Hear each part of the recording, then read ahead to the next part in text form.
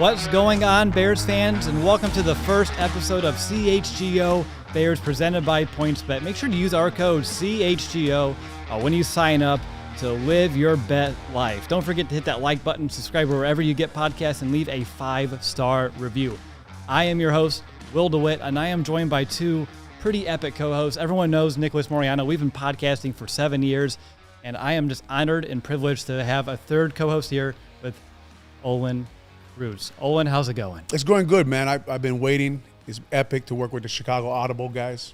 So I appreciate you guys having me on. I'm excited about this new podcast. Excited about to see where we can go with it, build hopefully, the best Bears podcast in Chicago. I have high confidence that we can hit that mark, especially, having you here on the team. Were you like us, like pinching ourselves heading into the studio, knowing like you get a podcast with us? Because I was doing the same thing. That's exactly right. And obviously hoping that the guys would get me above $15 an hour. So we got to 15 and 0.01. So I'm good. Now I'm good. It's all I was asking from the Bears was just a cent more, and they couldn't do it. So the good guys here, they got me there. So here I am, and obviously getting to meet you guys and pick your guys' brains is going to be fun. It's going to be a really great time. Nick, can you believe this? I mean, driving down, like, my dad texted me. He's like, hey, I'm so proud of you. And, almost got a little emotional there. And then seeing the studio next to Olin Roots, you, Will, this is awesome. We get to talk Bears in person. We're so used to doing this from our dorm rooms, right? Mm-hmm. Where this all kind of started. And getting to do this here, it is surreal, but I cannot wait to get this thing rolling. Mm-hmm. I was showing you the videos of like the very first, even the pilot of the Bears Brothers podcast at the time, me sitting in a dorm room, just having fun in front of a camera, working on overlays. It's so crazy how far we've come. And again, Olin Roots is a coworker of ours. He is a colleague. And those are words I've never thought I would utter in my entire lifetime. No, absolutely. But, I mean, that's why this podcast, it does have the potential to be the best Bears podcast in town. We have a great group of people. We have an awesome production team, and now just about getting things rolling, like I said earlier. Rolling with Olin. Rolling was with that Olin. A segment? That was a T-shirt, wasn't it? Was that it? was a T-shirt by Obvious Shirts. See, Rolling with there Olin. You go, yes. yep. I knew it was in my mind for some reason. Here I am thinking I'm an original, but usually you are an original. Just from the 30 minutes I've got to know you, trust me, you're an original. I don't know if I should take that in a positive way or negative. You shouldn't. I didn't think so, Olin, whatsoever. How are you feeling about kind of joining us in this next venture with CHGO? For me, it's just an exciting because I never really thought I would do any media at all. So obviously, first working on the post game on the score, going to the just going to NBC Sports Chicago, doing a post game there, doing the pregame. This is all. It never was a dream of mine, but obviously getting a call, walking into a studio like this, the community that these guys are building in Chicago. We all know how the Chicago fans love their sports, right? The state of Illinois loves their sports. They love the Bears. They love the Cubs. They love the White Sox. They love the Blackhawks. So being a part of this, walking in and getting to meet everybody, seeing the excitement in the room, for me, obviously a little older than you guys, it's just kind of a new road for me to try to get there, get good at, and try to help us build this podcast. Well, we're talking, before we went live, and you said you're going to learn some things from me. Yep. I've already learned some things from you. I know we had, a little bit of a awkward start with my handshake, but I've been working on my technique. When you shake someone's hand, just grab the whole hand. Yes, sir. Finger grabbers, they can always bug you. They just grab the finger, and then if you want to go for the hand, you got to go for the whole hand. I was going to blame nerves, so I'll just kind of own it, what happened. And, hey, I had a second chance, and it was better. It was way better. You tried to pull in, too, so you have a lot of things going on with your handshake. I was like a normal handshake. All right. We're breaking it down on handshakes. I can't wait until the football stuff gets started. Well, we'll break everything down, right? Absolutely. Yeah. We're going to get to your movie star look. You got the beard and the hair. We'll get to that, too, eventually. The gel, shaving it up here like your Maximus Decimus Meridius from, Gladiator. So we'll see. We'll get to all this stuff. Hey, I'll take it, though. I can't wait. That's topics that I definitely did not prepare for, but we can get to here soon. But, Nick, you and I were at the Combine this week, and I want to kind of get into that football talk here. We got to interview wide receivers, the offensive linemen as well, and, Coach Flus as well as Ryan Poles. And I know Olin has, some thoughts on what Poles was mentioning as well as Coach Flus. And I know offensive lineman is a big topic here that I want to focus on today. I don't know why. Just something about looking at you. I just think offensive lineman makes sense. And Ryan Poles mentioned, like, hey, we want to get lighter, we want to get quicker and a little bit leaner at this position. Like, what's that tell you about the direction of this offense heading into 2022? Well, it's an interesting comment, but look, the Chicago Bears now, they've been trying to fix that offensive line for years. Remember, Ryan Pace identified that as their problem. They had to fix the offensive line, but then he told you that Juan Castillo was the best developer of talent in the NFL. So they weren't going to draft guys high. They weren't going to bring in high-quality free agents. They wanted to develop guys. Eventually, they finally do take Tevin Jenkins in the second round and Larry Borum, but this offensive line and fixing the offensive line has been a problem for a while here. And I heard that Ryan Poles got hired because of the plan he presented at fixing the offensive line. And if you go through the Bears' history, the last time they actually drafted 2 tackles that worked out was Jimbo Coburn and Keith Van Horn in the early 80s, right? So other than that, you got to get John Tate from the Kansas City Chiefs, and you got to get him as a free agent. Fred Miller as a free agent, a really good friend of mine. They draft Mark Colombo. He doesn't work out. The best guy since then has been Charles Leno. So we're hoping Tevin Jenkins and Larry Borum develop. Now, if you talk about why is he going, okay, we're good, lighter and quicker. Well, now we're talking about the outside zone. The outside zone scheme that Luke Getsy brings from Green Bay, Matt LaFleur, Kyle Shanahan, all these guys. We can go through all of that eventually. But my first question to Ryan Poles is there's so many different body types in NFL, right? What body fat actually equals elite offensive line play would be my question then. What does he mean by quicker and lighter? Because, look, you have to also be strong to play in the NFL. That's obvious, right? But all he's saying is we're going to find their best body fat for that guy. What does he play well at? And that's what we want the guys to play at. And I think the thing, too, with Ryan Poles when we were listening to that press conference is, yes, you need to get lighter and quicker, but it also seemed like there's going to be some kind of fluctuation along the offensive line with the people that they have. So you look at a Tevin Jenkins, is that a guy that, who knows, is he going to be playing left tackle at the start of week 1 next season? Is James Daniels going to be here, and is he still going to be a guard? So there's a lot of question marks as to, yes, they want to change kind of like the fit of the guys and what they need to be characteristic-wise in terms of the size, but where these guys are actually going to play along the line is another question that I have for Poles, and I think we'll maybe see an indication of that in free agency if they sign whoever that player ends up being. We might get a little bit of the shape of who the offensive line can be and where ultimately those guys are going to play. Yeah, it was telling to me that he was very non-committal about any of those players up front and where they'll go. Oh, and I have to ask you, like, when you look at Tevin Jenkins, I know we didn't get a lot of film on him last year just due to his injury and coming back and not really being thrust into the starting lineup. Like, where do you see him? Is he a left tackle? Is he a right tackle? Does he slide into guard? In my opinion, he's a right tackle. He played that in college. That's the only place I see him because that's really all I've seen him play in an extended period of time. He was okay at left tackle. Obviously, they went back to Jason Peters when Peters got healthy. I only saw him play left tackle for a little while. I know he got hurt in Seattle. So, in my opinion, if they want to fix it off his line, they don't have a lot of bullets, right? They don't have a lot of draft picks.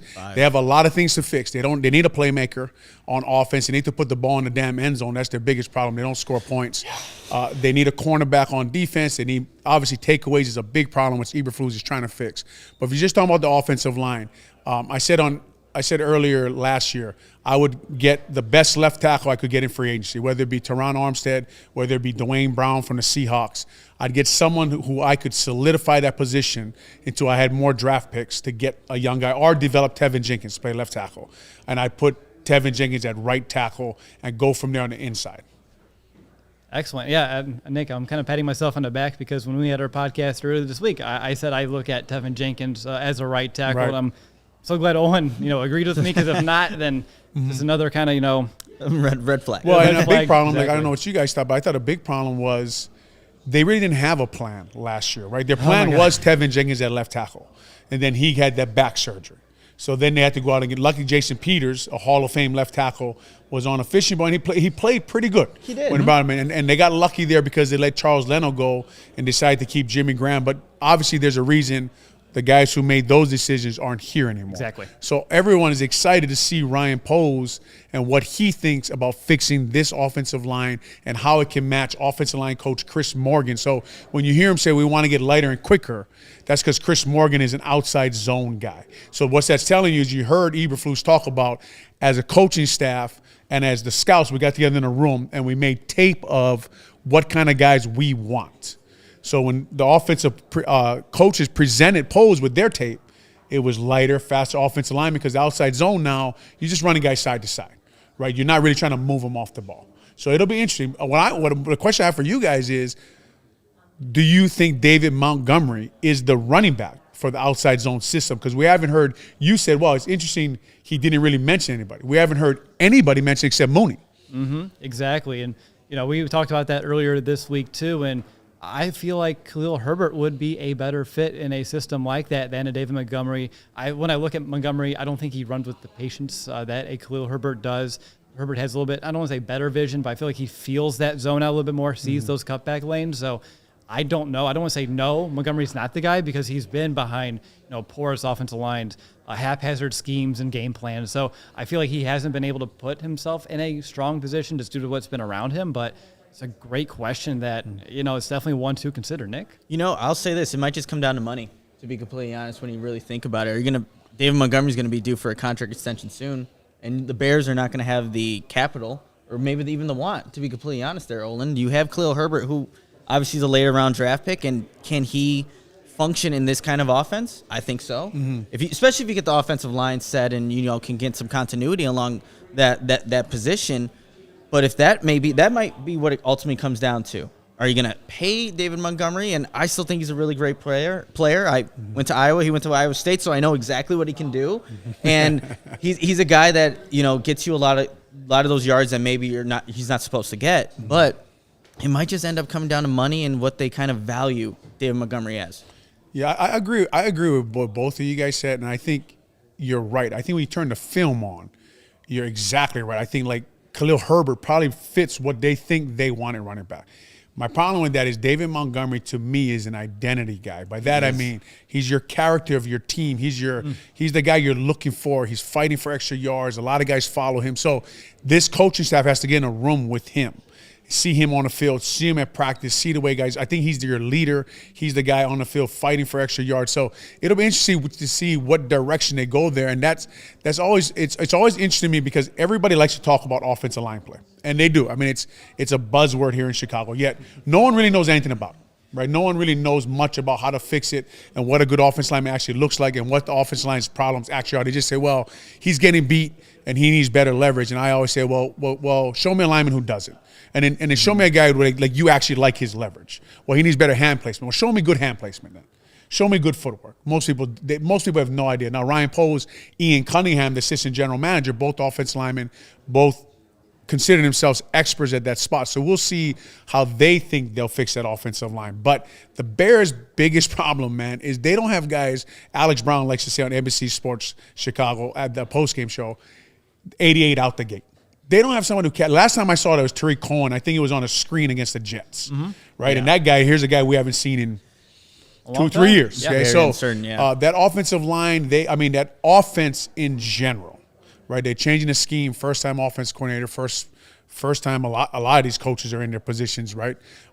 They have a lot to fix there, and Ryan Poles has a big job on that offense. And I'm interested to see the way he attacks it because he never had that problem in Kansas City, right? They had Andy Reid, they had Alex Smith. I think they had Matt Castle before, right? Matt Castle was their quarterback. Yep. They always had and then they draft a guy named Mahomes. They always had very capable quarterbacks, offensive linemen, Mitchell Schwartz, Eric Fisher, Tyreek Hill, Travis. You have guys that you can work with. And, once they saw the Super Bowl where the 49ers were just getting – once they see that the offensive line wasn't a strength of theirs, they went and fixed it the next offseason. So they made an effort. Fisher still hasn't blocked Bosa in that Super Bowl. I think yeah. But they had 23 pressures in that Super Bowl. That was crazy. Yeah. No, that really is. So on the topic of offensive line, Nick, you mentioned Iowa. First thought I had, other than I knew you were going to bring up Iowa in the show at one point or the other, is James Daniels, who's up for a contract, and the Bears. They have some cap. They're probably going to make some moves to kind of generate some more. And I want to know, from your perspective, and I know you're a fan of James Daniels, the person, the player. Would you bring him back for what they're trying to build here in Chicago?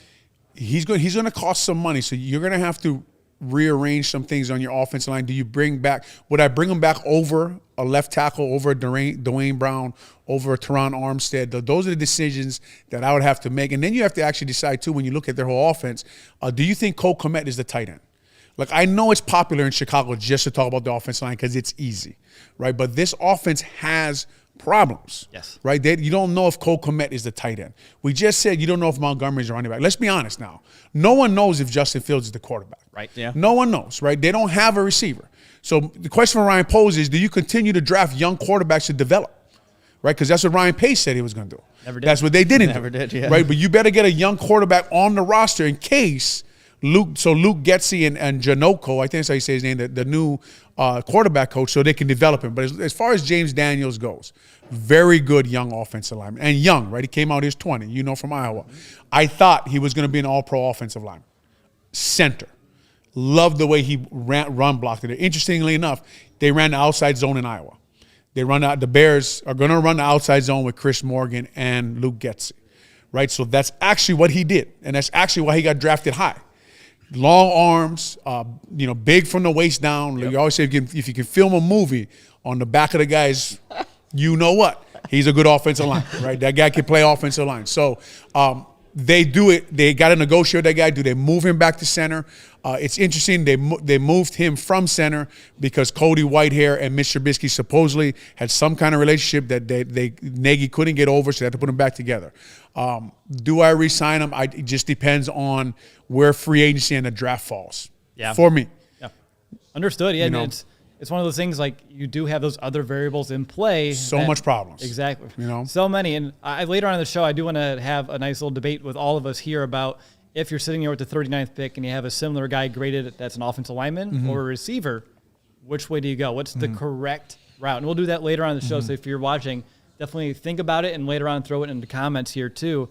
But Nick, is there anything that you want to kind of get to right now? We're talking about the combine, offensive lineman. Actually, combine reminded me, I got to see Lovie Smith there. Your former head coach. I was always a Lovie fan growing up. Got to meet him a few times. Such a great guy. Are you happy for him? And just your thoughts on him getting that next crack to be an NFL head coach? Yeah, Lovie now, if I'm happy for him, of course I am. Right? I knew Lovie for years here. We obviously have a personal relationship. He recruited my son to Illinois. My older boy plays for Illinois. Lovie recruited him there. So a ton of respect for Coach Smith. Of course, I'm excited for him. Pep Hamilton gets the offensive coordinator job there. No Pep from the Chicago Bears also. A ton of respect for him. So cheering a lot for that staff that they've assembled in Houston. Now, I think Lovie is more built for the NFL than he was for college recruiting, and especially recruiting in the Midwest, right? I think Lovie probably would have done a little better in a Texas, Florida school. But I think Houston, actually in this coaching cycle, if you looked at the guys who all got hired, I think Houston might have lucked out that they had Lovie Smith there as a defense coordinator. The last time Lovie Smith was the head coach of the Chicago Bears, they were 10-6 and they had 44 takeaways. You win a lot of football games. Sure do. If you get 44 takeaways, right? They were plus 20, I think, that year in 2012, the year that George McCaskey said that's not good enough. We're going to fire Lovie Smith and move on. And now we see the Bears have not won a playoff game since Lovie Smith left the building. Right. So excited for him. I don't know what you guys think about Lovie. I think he might do a good job. I really hope so. And I actually, one other question on Lovie. Did you know he can grow a beard like that? I didn't. And that's very impressive, that beard. I cannot. So I'm always impressed by a guy who can hold their beard for that long. But that's, it's interesting, yeah. It was like when I first saw him in Illinois, that beard's like, wait, that's Lovie Smith? Was that? That's Lovie, yeah. Yeah, I wish that would have been fun to kind of see grow out, like a playoff beard out of Lovie. It's interesting, though, right? Because when you watch it, it's interesting to see what you guys think about this.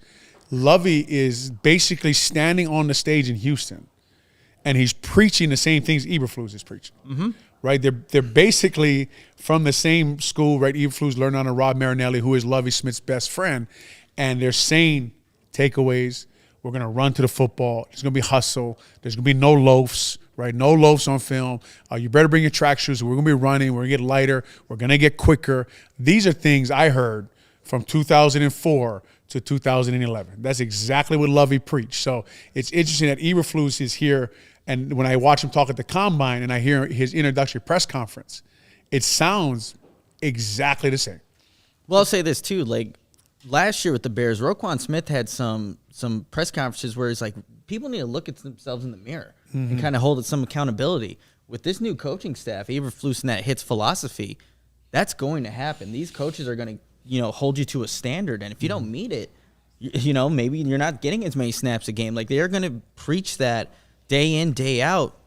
But I think it just works because, Roquan Smith was just talking about it. We just need to look at ourselves in the mirror and see who we are as players. And like I said, if they're not doing that from the first day in, day out, it's going to take time to implement the philosophy and really, ingrain it into their systems. But if they can do that, then you're buying in. You're really just listening and believing what Eberflus and this new regime can bring to the Bears. And it's such a breath of fresh air because there was so little accountability under the former regime. You saw it on the field, the lack of preparation, the disarray in the offensive huddle, getting out of the huddle, getting the play into place. And I'm glad that we're able to kind of move on. And, you mentioned that Roquan kind of had to call his team out. What does it take as a player to get to that point? Like, how bad must it have been behind the scenes? Yeah, it was bad. And it's interesting because in 2018, it wasn't. Right. Yeah. In 2018, I think they had 36 or 38 takeaways. Right. So they were doing a good job. The offense, Mitch Trubisky, they were putting the ball in the end zone. Obviously, week 14 came around. Wade Phillips kind of put on film how to slow that offense down. And since then, I think they averaged under like 20 points a game. Right. So it was hard for them. But listen, it's sustained. Like, you can come in, like Lovie came in 2004, and we had two-a-days back when they did two-a-days. Yeah. And practice were 2 hours and 45 minutes. They were in full pads. It was rough. And a lot of guys went on IR. A lot of guys got hurt.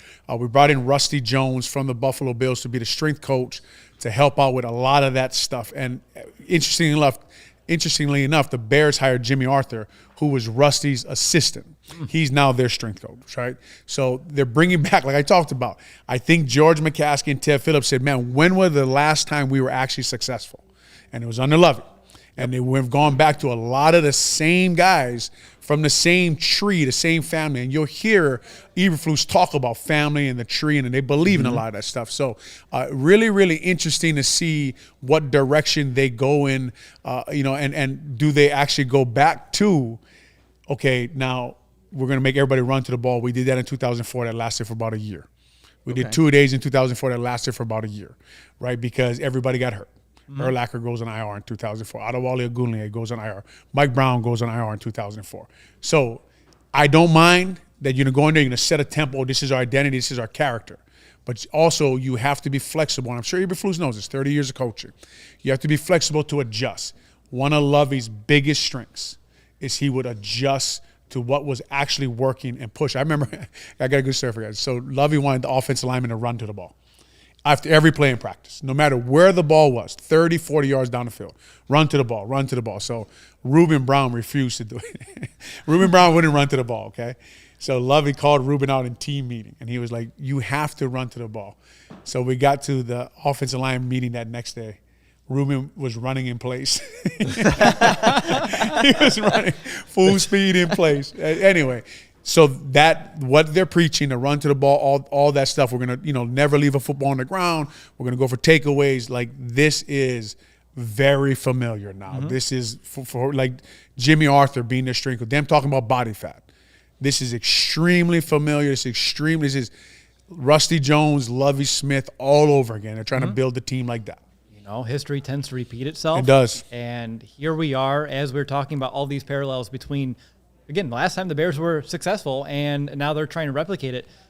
Another question for you about, like, George in the front office. In many ways, is this like admitting a mistake made about a decade ago? I think so. I think they looked at it and said, we shouldn't have fired Lovie Smith. I mean, I don't know how you guys feel about it, but when I hear everything they say, when I watch the hires, like I said, man, like, I was in that building through those years. All these guys' mentors were in the building, right? Eberflus learned under Rob Marinelli. Rob Marinelli was the defense coordinator. Rob Marinelli is Lovie Smith's best friend. Jimmy Arthur, the string coach, learned under Rusty Jones.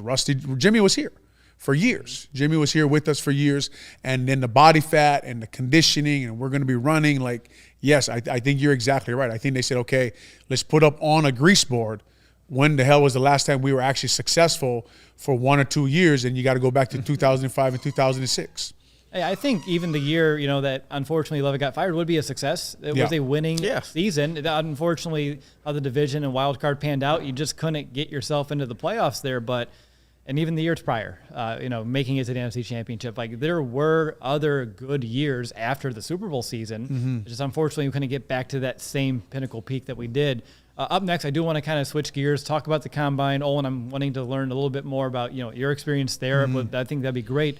But first, Nick, I know you have a message from for our listeners from our new partners over at Pointsbet. Yeah, Pointsbet is your home for live in-game betting. Introducing Pointsbet's new exclusive feature, Live NBA Same Game Parlay. For the first time ever, build the perfect live same game parlay only with Pointsbet. Combine your favorite bets anytime during the game. Want more? You can boost your live same game parlays as well. Watch live, parlay live, and boost live with Pointsbet. And now, online sign-up is available in Illinois. You can now download the Pointsbet app today and register your account from start to finish, all from your phone. So signing up with the fastest sportsbook is now easier than ever, so you can start living your bet life in seconds. Check out the link in the description below. Use code CHGO to get 2 risk-free bets up to $2,000. So what are you waiting for? It's time to elevate your live betting game. Once the game starts, don't just bet. Live your bet life with PointsBet. Gambling problem? Call 1-800-522-4700. Awesome. Are you going to end up getting faster at that ending disclaimer part like you hear on the radio? I probably not, but I could try it one time, maybe off air, and we'll see how that goes. That sounds like a plan. So again, Nick, we're in Indianapolis, had a great time. Killed it. Awesome. Yeah, Thank you. There you go. Get that fist bump. All right. So down in Indianapolis, we've been hearing a lot about what these players are going through from a training perspective. I know you've been working with some, potential draft picks and prospects in training as well.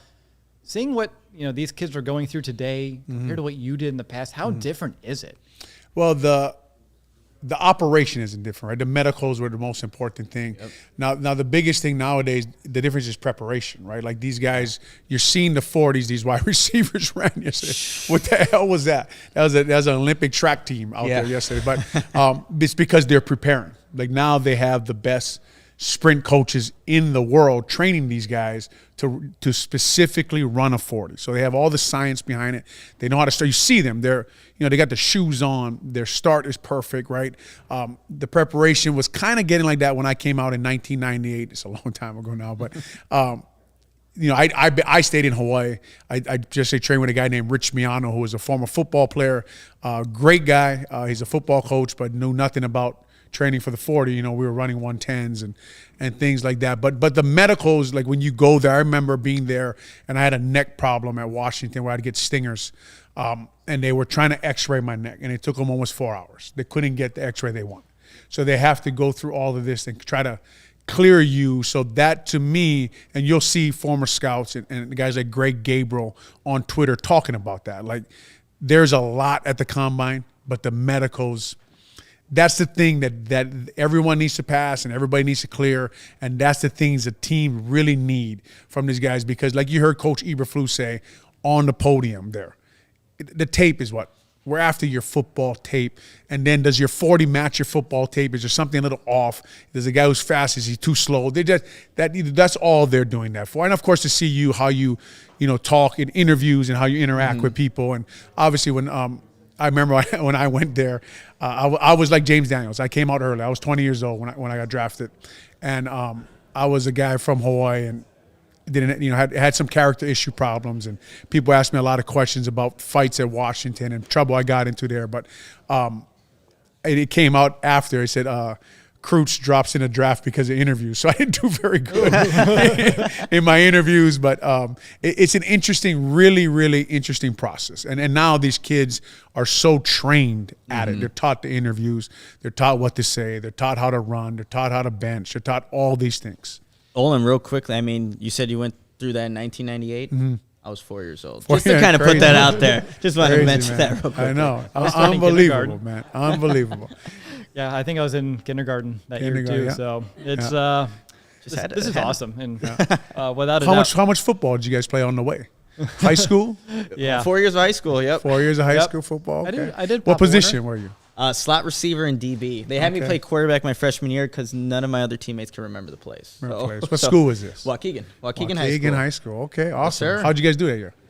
We never did good any of the years. That's all right. Yeah. Who was the ball coach? We had Nick Browder for 3 of my 4 years there. Okay. Now, what was your route? I loved running a post. Post, huh? Love running From the the post slot? route. From the slot, Okay. yep. Just setting up that DB, that safety. So explain the post to us. Explain the yard. Where were you breaking it off at? So they had us break it off 8 to 10. Okay. And then they said, "Go run to the post." Run to the post. And there wasn't very much. That's the high school coaching point Run right to the there. I post. So love like that. that's why That's they why call it's called a post, damn it. Exactly. So we didn't run that very often. Yeah. We were wing tee kind of. Oh, okay. Yeah. So you were the slot receiver in a wing tee? Yeah. Gotcha. So gotcha. I think they call that useless. Yeah, no, essentially. I mean, there wasn't a lot of plays out there. So, yeah, that was my role, though. And I was a holder. There you go. Yeah. Will? So in high school, JV, I played quarterback. Unfortunately, wing teeth, pretty much Wing just handed me tee. the ball off, but did make some reads. So I had to do that, some option plays. But funny enough, my first year at Pop Warner in third grade. Let me ask you this. In the wing Sir. tee now, when you were young, did they tell you when to hand it off and then give you the option after, or you had the option from the beginning? I had the option from the beginning. Okay, So because I know didn't have I heard a lot of the schools, they'll tell them, like the younger teams, JV, okay, hand it to the fullback, and then like 2 or 3 times a game, okay, now you got the option. Yeah, no. Right from the beginning. Right from huh? the beginning, which, How were you at the mesh? You meshed it in there well? better than my handshake. So there's that for me, which it may not be saying much. No, it was not, but But funny enough, my first year of Pop Warner in third grade, I wore number 15 for Jim Miller, okay. and they had me at center. They did really? Yes, sir. How did you do there? I liked it actually Yeah. because I got to touch the ball every time because either that or I was going to play like guard or tackle because with Pop Warner you have a weight limit. Yeah. So I could be thin and still play offensive line and it'd be okay. Did they do the stripers there? Is that the weight, or was it the weight limit where you couldn't play if you were above? Correct. certain? You couldn't play if you were like over a certain amount. Every 'Cause I know they do league- like stripers now, where they put like a tape on the kid's helmet, and he has to be on the line of scrimmage. So you could be any size. Some of those kids just kill people. Oh, I man. can imagine, yeah. Because I coached Little League for 7 years. Some of those stripers, man, they're just too big for the league they're in. Yeah, I'll show you a video after the fact, after this podcast, of my kid playing in his football league this year. He's a smaller kid, but they don't have stripers. So the team that he was playing, a lot of the biggest kid in the team to pretty much just run the football all game long, and he was able to take him down by himself. Oh, so they don't have a weight No, or sir. striper. No, sir. How about that? It was a kid. I Oh, think you have him tackling. he has him tackling him, yeah. chasing him down. You got to and- post that on Twitter, man. I did. Did you really? It was my so on our previous podcast, on our post game shows, the best play of the game was called my monster moment of the game, and that was my monster moment of the week. Was that tackle Hell that yeah. he did? As That's it should have been. Proud dad Yeah, moment as it for should that have been. one. Do you help coach? I did a little bit. Unfortunately, with my job last year, it didn't allow me to. But as I was telling you, I did coach at Rex Grossman's middle school, during the 2020 season. Unfortunately, we had 12 kids on the team. They were kind of all built like me. So I think you can tell that wasn't going So you guys well. only won the handshake line. Yeah. Right. Right. What was the team's name? So we were the Bulldogs. Bulldogs. Okay. Yes, man. We're the sir. Bulldogs. Shout out to the Bulldogs. Yep. Yeah, Bachelor Bulldogs. I know. Shout out to Waukegan High School too. Let's go. Yeah. Were you guys Bulldogs too? Yeah, we're I thought so. I Bulldogs, thought I yeah. saw that plaque at your house earlier this morning. Yeah, most I forgot what the award was, but So when we were at the combine, one question I kept asking players that could play, for the Bears is, what goes through your mind, after you hear that whistle and you turn around and your quarterback's pretty much, laying on his ass. Like, as I would take that personally. I know Poles is looking for players that will as well.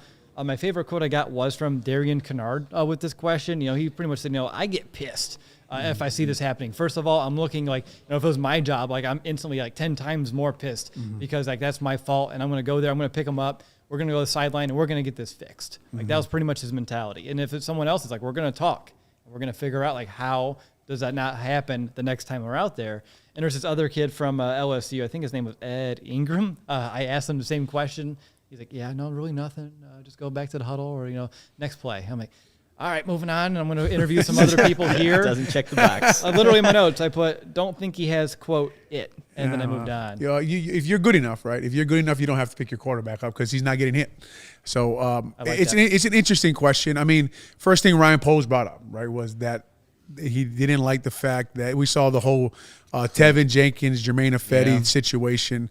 I would think if you asked me at the combine, the one word would be unacceptable, right? If you hit my quarterback and do a little bit extra, I'm probably going to take the 15-yard penalty and let you know that you probably want to protect yourself the rest of the game because I'm going to be taking shots at you and your whole defense. But usually when a game degenerates into something like that, that's just what happens, right? And eventually what you're actually doing is just putting on film for the next team. Like, look, like if you come after a quarterback, then your season and your career, like you're going to have to protect yourself for the rest of the game. And if that's the way you want to play, well, then once you ring the bell, you can't unring it, right? Once the bell's rung, I mean, you rang it and now let's go.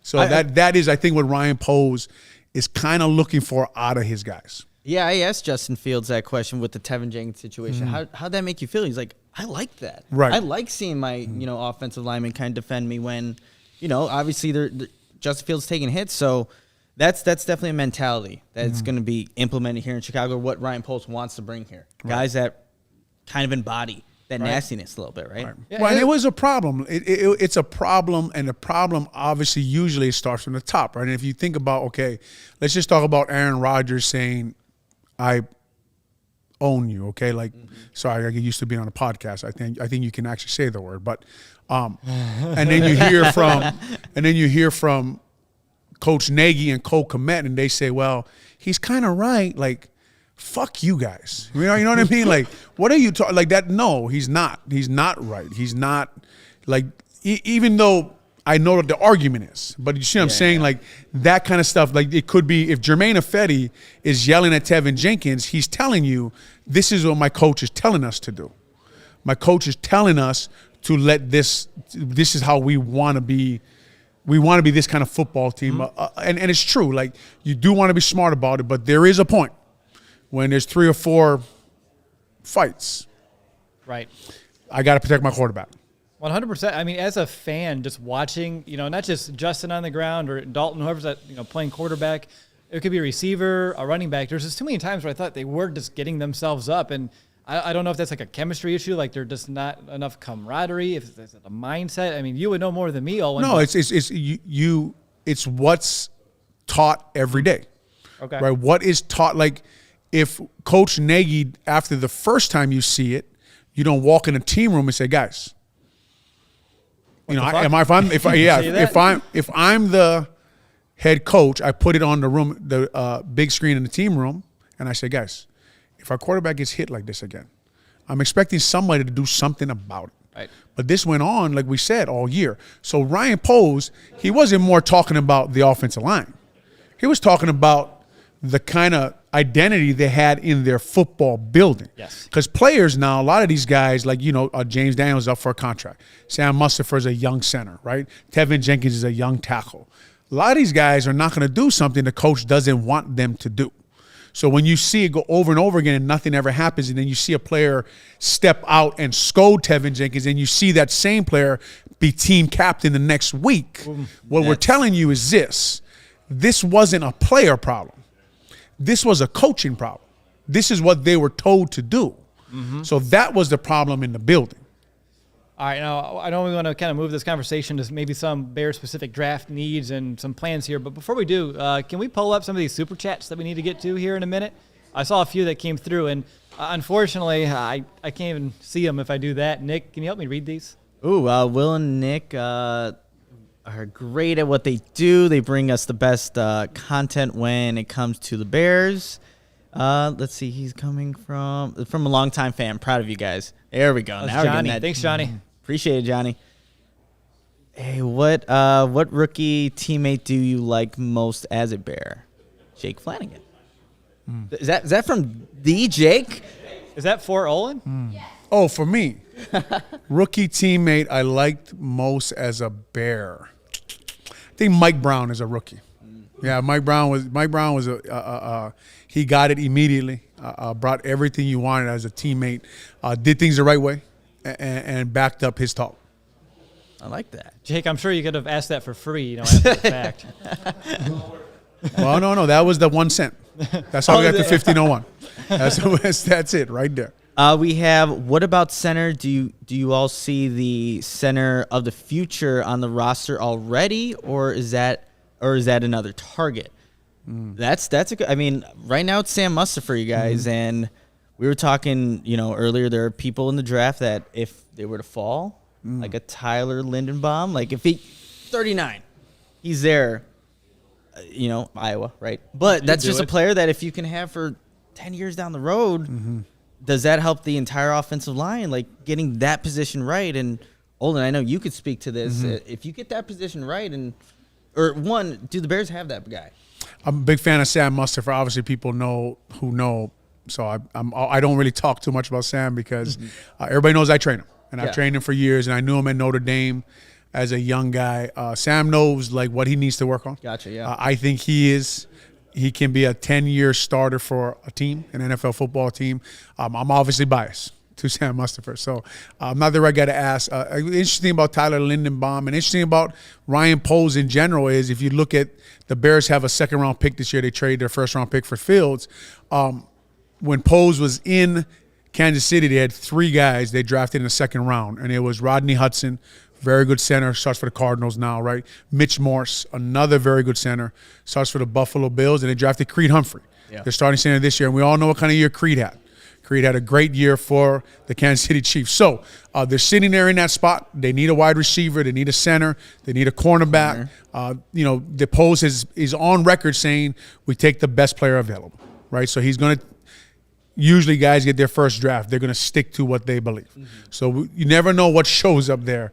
I think it's the 38th pick of the draft. Am I right there? It's 38. 39. So I guess in a short answer, I think he is. And actually, if you think about it, they have Cody Whitehair, they have Sam Mustipher, and they have James Daniels. So is he on the well, they don't have James right now, but is he on the roster? It's possible. Yeah, that definitely is. So you do have 3 guys that can play the position.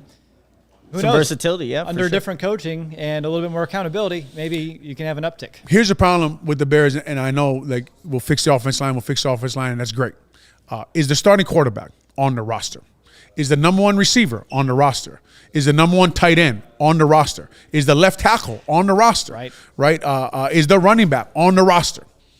Right, so that I'm saying I understand. Like I played offensive line in this town. I understand the whole offensive line, and we're going to fix the offensive line. Offensive line. It's like when you're at a Pop Warner football game. What's the first thing everybody yells when something goes wrong? They need to block somebody, and they have no idea what happened on the play. Right, that's exactly what happens in football. But the Chicago Bears, guys, if you ask that question about center, which is great, then you have to ask it across the board. True. And you cannot answer yes to any position on the roster. Right? If I ask you guys, is the left tackle for the Chicago Bears on the roster? Starting? No. Couldn't tell you. Is the number 1 wide receiver for the Chicago Bears on the roster? Number 1, no. Mooney's a great 2, but not a 1. Is the tight end for the Chicago Bears on the roster? You tell me, Olin. Is the quarterback for the Chicago Bears on the roster? I hope so. So you see, they have we all love San Francisco, Justin Fields, man. I mean, come on. 4th and 1. Magic. Insane. Right? That's the guy we want. He walks on the field at Heinz Field. Terrible towels waving. They're down by 6. He hits Mooney in the corner of the end zone. Man. Flashes. This guy, flashes of it. There wasn't very as consistent. Yes, consistent, like right? Is like look at the Bears building, damn it. Is Luke Getsy the offensive coordinator for the Chicago Bears? Well, Olin, he doesn't have Aaron Rodgers anymore. He doesn't have Devontae Adams. Those are 2 big staples in that offense, and now you're coming to Chicago. You have Justin Fields, who's in year 2. You don't have Devontae Adams. You have Darnell Mooney, like we said, very good second season, but those are the question marks. Those are all the questions. All of them, right? Is Eberflus the head coach? I mean, can Jimmy Arthur be a good strength coach? He's never been one. Right? This whole building. I mean, you might as well go to Vegas, take the dice. Big question mark. And throw it. I'm just hearing a lot of content and discussions for us this offseason. Yeah, That's for all sure. I keep hearing. Yeah, for sure, yeah. 100%. So before we get to our next segment, I do want to let people know with CHGO kind of what you're getting here, since we're starting up brand new today with launch on Chicago's birthday. It's so fitting. So here at CHGO, you're getting podcasts and live shows on every team every day, including the Bears here with us. Premium written content for our members, dope merch for all teams. Nick, you were looking at some of the shirts earlier today, and I didn't get any dope merch. Well, we same. didn't get it yet. Get some that wasn't in the $15, I guess. Just outside of it. Excellent. So, you can check it all out, at allchgo.com and enter our store, and you can see all this merchandise. And the young kids call that drip. That is some drip right there. Look at Olin. See what I'm saying? Yeah. Love it. Okay. And then when you do become a member of CHGO, you do get a free shirt is, I believe it is of choice, right? A free shirt of choice. So that's a huge benefit. So I need to become a member because I want a free shirt so I can wear that on the pod. And there's a members only Discord. They got the finger too? We have everything, Olin. I see that. So with our members only Discord, the Chicago Lounge, that's when you get some more, one-on-one access. Nick and myself, as well as all the other talent that we have here to talk to us, kind of one-on-one. It's a little bit more intimate than social media. I've used Discord in the past for some other things, and I'm excited to kind of really get into that community as it continues to grow here as well. So definitely head to allchgo.com. And check us out here in Launch. Super excited to be a part of this amazing team that we have established here in Chicago with everyone. It's kind of nice seeing everyone around this epic studio and office space that we have here. But guys, kind of getting back, to some topics I wanted to get to here today. And Owen, this is a great one for you because you mentioned like offensive line. Yeah, we can talk about it, but there are other needs. Mm-hmm. So let's just put this hypothetical out there. You're sitting there with pick number 39. And you said best player available. Mm-hmm. You have two guys, a wide receiver and an offensive lineman. Mm-hmm. Same exact grade on them. Mm-hmm. Which player in which position do you go for that will help Justin Fields the most here in his second year? Or I'll take it even another way, help the Bears in their future long term. Nick, I'll go to you first, and I'll let Olin kind of stew on it. So for me, I think you go the offensive line route. I think you can address maybe wide receiver in free agency. There are some guys that are coming off injuries. It might be a risk, but that's a position. If there is I'll throw a name out there, Zion Johnson from Boston College, a guy that could, Posey's school. Exactly. Pose at the Boston College. Have a little connection, have that connection there, but I think establishing this line is going to be huge for Justin Fields because any success I think the Bears are going to have, you need the quarterback to feel comfortable back there. And he didn't play all the games possible because he was hurt. Right. Yes, he could do things on his own to maybe identify defenses, reads, and things to help out the line at times. But, man, if you have 39 and you have a wide receiver graded the same as an offensive lineman, for me, I'm taking that offensive lineman. It's just to establish some continuity for Fields moving forward. What about you, Owen? And how about this? If the receiver is one of those that can, take it and just make it as well. Yeah, that's a great point because – like Nicholas said too, which is also a great point. It depends who it is. Like you can have the same grade, but what actually is their attributes? By that, like you're saying, okay, can the receiver take it all the way? Well, actually, that makes the offensive line's job easier, right? Because now you got to take a safety out of the box. They got to stay over the top of this guy. You just lighten the load. You can't blitz anymore if you have a Jamar Chase on the field. Yeah. You made the offensive line's job a lot easier to run block. You took somebody out of the box. So does he affect the game that way? Now, if I'm the Bears, if it's a big possession guy, I probably don't go with him. Right, and if I got an offensive lineman there who's nasty, who gets after people, I'm looking for a tone setter. You guys brought up earlier you guys talked to me about Quentin Nelson, right? A guy who not only changes your offensive line, but now he changes your whole damn building, right? He holds people to a certain standard, whether it be the general manager, whether it be you saw him on, I think it was like a post on Twitter where he went to Frank Wright and he was like, run the damn ball. That kind of guy sets a tone. So if you give me that guy, I'm taking that guy all day long, even if it's a speed receiver. But if I do have a speed guy who can catch the ball, who can spread the defense out, so take safety out of the box, take blitzes off the table, and gives my quarterback a guy, I have to consider him over. So I'm always considering attributes, but in a long story, I'm probably always going to take the offensive lineman, and probably even to the detriment of me getting fired. I probably would take an offensive lineman. I had to put my 2 cents here. I think receiver, if you can get close to what the Bengals were able to do with a Jamar Chase and Joe Burrow, because they didn't have the best offensive line, but we heard about it at the Combine too from Coach Flus. Bad. They were bad. They were bad. Second half of that Super Bowl. And so was the play calling in the Super Bowl. They were bad.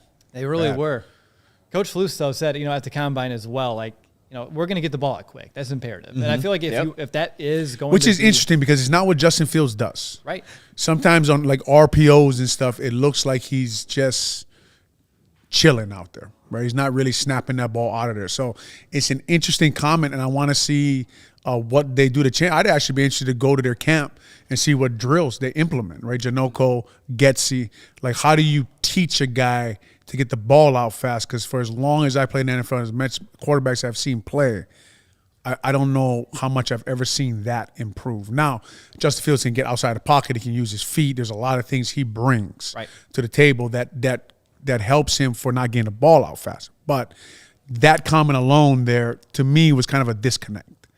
Like, well, that's not what your quarterback does well. It's why he dropped in the draft. I was going to say that's something that's been happening since his time at Ohio State. So that's nothing new that happened after he got drafted to become a Chicago Bear. I'm still going to say receiver because I do believe if you have those playmakers. What kind of receiver are you talking about? The speedy kind of guy. There's a guy that I want to kind of debate with Nick here too.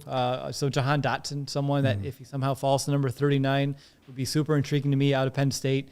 He just seems to have that it factor. He wants to be, someone that is special. He's been saying that, catching a football is therapeutic to me. I've been laying in my bed since I've been 4 years old, just tossing a football up and catching it.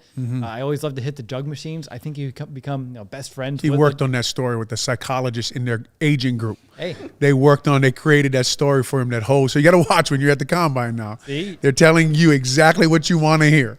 It was music to my ears. You're right. So all right, I'm just saying, make sure you turn the film on and the film matches the music. Okay, I'm just saying, make sure the film matches the music. I think he has perhaps one of the best hands, in the entire draft class as well. He's sure-handed. What was his 40 yesterday? Can you pull that up? A 4.43. This guy was flying. They were flying. They were all flying. They were flying yesterday. And what's his size? So he is. That would have been a great one to put on the graphic too. I think he's 5'10", 200-ish. Let's see if I can. I have it over here as well. If I can pull it up if Wi-Fi works. 5'11", 180, give or take. Okay. Smaller guy. So I know. Did he not run the shuttle, or? I don't think so. What's he scared of? Ooh. Scared money don't make money. So 36 vertical, man. That is jumping. Look at this guy. 4.43. And those guys yesterday. Isn't it? That was crazy. It really was. Like you said, Olin, it was like an Olympic track team. It really was, man. Running out there. Yeah. Hey, he was on his track team in high school. There you go. There you go. So I know, Nick, we both have articles that came out on allchgo.com here today. I wrote one about Dotson being someone I thought would be a perfect fit, both from the mindset perspective as well as what I see on the on-field as well. And you brought up, David Bell, someone you wrote your article on. And if you can pull up what Bell's able to do, at the combine as well, you see that 4.65 40. He wasn't part of the track. Now, the MVP of the Super Bowl ran a 4.62, right? Weird. So here's the thing with David Bell, though. here's the thing. That's weird, man. Yeah, he's not the speedster guy. But what Ryan Poles was talking about, what he wants in a wide receiver, are different attributes in terms of speed. They have a guy like that in Darnell Mooney. He definitely has speed. They don't have a guy that led the Big Ten since 2019 in receiving yards and receptions. Someone that stylistically looks very similar to an Allen Robinson. Does a lot of that jump ball, able to get off the line of scrimmage, beat press, can be a security blanket for a guy like Justin Fields who doesn't have enough weapons, as we kind of talked about here. But completely different wide receiver than your guy will, especially in that speed aspect. And like you look at all these numbers, they're not, when you compare it to that wide receiver class that went yesterday, it's not in his favor as the workout combines with. But ultimately it comes down, can he play football? Can he get open, beat the man in front of him, and be a playmaker for him? And I think he definitely can. Now, did you not listen to Owen? He said, don't go for the possession guy here at pick number 39. He gets open, though, man. He gets open. He does. He does have good route running. He can get open. But if you're in the chat and you're wondering, if you have an opinion on either Dotson or Bell, one over the other, let us know. I would love to kind of see where everyone heads is at. I see, is that a super chat or just a normal chat? Just regular chat. Yeah, so I see people talking about Christian Watson from North Dakota State. Yeah, he's really good too. I watched him at the Senior Bowl, and you could tell he was good because he was the first wide receiver in all the drills, and he just looked like he could play. I don't think he's getting out of the first round. I don't think he gets out of the first round. Yeah, Olin, there goes the hope right there, just diminishing it. Well, the stock just keeps rising exponentially. Yeah, he's awesome. Yeah. He's awesome. I know he was telling reporters, I look at Mike Evans and Julio Jones as people that I want to kind of be. I would love to have a Mike Evans type, Julio Jones type here in Chicago. I know, you can throw Allen Robinson as maybe a sub-tier of a similar type of receiver, but Watson's so much bigger. 6'5", I believe. He's a tall dude. And he can move. Dude. Chris route runner. Yeah, he's impressive. There's so many options, the Bears can kind of, entertain here. And unfortunately, I think before the draft, before the combine, Watson was someone that, the Bears could have definitely had on their radar. Fans were talking about, but as Olin said, based off of what he was able to do at the combine last night, his interview, although probably super prepped, went really, really well. And, he did have someone. I was going to go there, Olin. What happened there? I wasn't prepped. Let's put it that way. So, I was giving him the real answer. Like the questions were like, do you think you'll be good in the NFL? And I was like, I don't know. I got no idea. So they were like, lacks confidence. I was like, gosh, I didn't even know that. I didn't know I lacked confidence. You know what I mean? Would you punch your teammate again? Yeah, probably. If that same situation happened, yeah, I probably would. So Mike Ditka pulls me into a room in Indianapolis, and they'd say, you sit back in the day, you sit in a chair, right? And they're like, Coach, this is Olin Kreutz. And so he like sits up on the bed, lights a cigar, pours himself some whiskey, and tells me, tell me the story about when you got into a fight with your teammate at Washington. So I told him the story, and he looks at me, he goes, would you do it again? I said, in the same situation, probably. And he laughs and goes, I just wanted to hear the story. I don't need a center. I just wasted 20 minutes of my time trying to impress you with this fighting story because it's Mike Ditka. I figure he likes the fight. If any coach here likes the fighting story, it's probably Coach Ditka, right? Mm-hmm. But that didn't work out well for me. But I ended up in Chicago. That's awesome. I think we're all thankful that it all ended up exactly the way it did. I see a few more super chats. I know we're almost about time, out here for the day on our episode. Do you want to throw those super chats up here for us? Awesome. Which of you three would win in the Oklahoma? Well, we already know the answer. I ain't doing Oklahoma. You guys would win. I'm dodging you guys, man. I've been hit too many times in my life. All right, so unexpectedly, I'm going to win. I guess you didn't get that one. He's a wing T quarterback now. Hey, so true. You were a slot receiver. That's not even a position. Were you guys in a spread wing T? Yes. So you were the guy facing in at the tackle. At times, yeah. Gotcha. Yeah. Gotcha. I love that. Real quickly on that Oklahoma drill, 8th grade, I did not play 8th grade middle school football. So first of all, describe your Oklahoma drill to me. So that would be 2 linemen, a linebacker and a running back. Okay. Coach 2 bags. Whistle. Yeah, and then you kind of just go after each other and let's see what happens. So you got it. Nailed it. So 8th grade did not play 8th grade football. My mom's like, hey, try cross country. Lucky enough, as you can tell with my build, I was light enough to still play Pop Warner, so I did 2 sports at the same time. Everyone just dogged me for it entering, freshman year football. We got the pads on for the first time. I was pissed off. I'm like, I'm ready to show some people. Get out there. Killed the Oklahoma drill so much. That so wait, what position were you playing in the Oklahoma drill? So all of them, actually. I was killing it. Like, they would rotate. So in terms of that's the problem. We don't have film. You can just say anything, right? Like, I don't know. All right, so when Will, we like you, but I don't know if this is true. This story is a bit. All right. When I was playing defensive line, my hands were good. I can do this. Your hands were good? Yes, I can. What do you mean by good hands? Yes, sir. So I can rip someone away, so shed the block. I can do a swim move that no one knew, apparently, in high school. And no one knew how to They were ducking their head on the ground. I've been caught by the swim move a few times. You know what they call that, right? Head down, arm over later. That's what they call that. So did that. They said, Will did so good. My freshman coach just put me over to defensive end. Okay. Main head coach for the varsity team saw me over there for 2 seconds. Like, get your ass back over with the wide receivers and quarterbacks. That lasted a whole 20 seconds. So it's one of those moments that I always look back on. For sure, man. We have some more super chats. Let's get to them. Super chat, love and support you guys. As always, keep rocking out and smashing. We're not messing around anymore. Sweet. Thank you so much. And let's see, Diamond in the Rough prospect from this draft class. Also been a fan since you guys started, and congrats on the new show. Oh, Diamond in the Rough prospect. I got one real quick. One. Sky Moore. He's someone that I know maybe he's looking at as a little bit more polished. Did he run a 4.2? Yeah, I was going to say, but he was he was at on the side podium. Was he really? Yeah, side podium. I saw him run yesterday, man. I know. Jeez. Yeah, they did not have He has 2 Ys, right? Sky Moore. Yep. Yeah. I wanted to ask him, I think after he ran, Daniel Jeremiah was like, that's why he has 2 Ys. If you run a 4.29, you can have the extra Y. Yeah, you can do whatever you want. Yeah, 100%. That's good stuff. That is it for the Super Chats. With time, are we about there? All right. So I want to thank everyone for tuning into the inaugural episode of the CHGO Bears podcast. Nick, we've came a long way, as we mentioned at the top of the show. 2 guys, we met on YouTube, and again doing this podcast from our bedrooms, our dorm rooms, our offices, to this sitting alongside Olin Kreutz. I'm still kind of a lot of back padding going on. Got a long way to go. The show hasn't succeeded yet. Now we just one show so far. I did 639 of the other, so I can't wait to see what the first. Not that I counted. Oh, actually, if you look 609 and a half. there, something along those lines. But I just want to thank everyone again. Up next, we'll be having more content here throughout the day on this channel. Head over to allchgo.com. If you're on Twitter, you'll see all of us kind of following one another.